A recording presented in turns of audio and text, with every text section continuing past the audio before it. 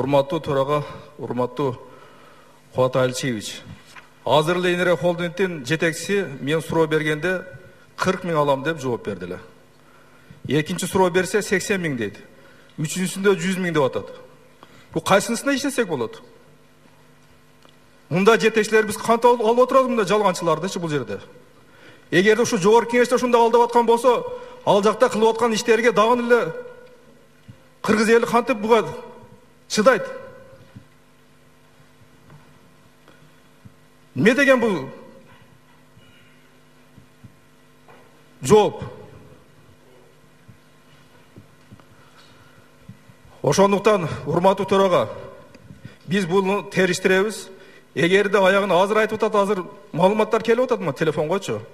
168 миң алат деп атат. Bir ayda. Биз токтомго кошуп кетели. Эгерде ушундай жетекчилер ушул жерге жогорку кеңешке келип алып, депутаттарды, өкмөттү алдап аткан болсо, бул кызмат ордуну карашыбыз керек биз мындайларды. Биз дагы мындай жетекчилерден кандай иш күтсөк болот? Ошондуктан менин сунушум ошол, токтомго ушул кошуп кетебиз ушул пунктты.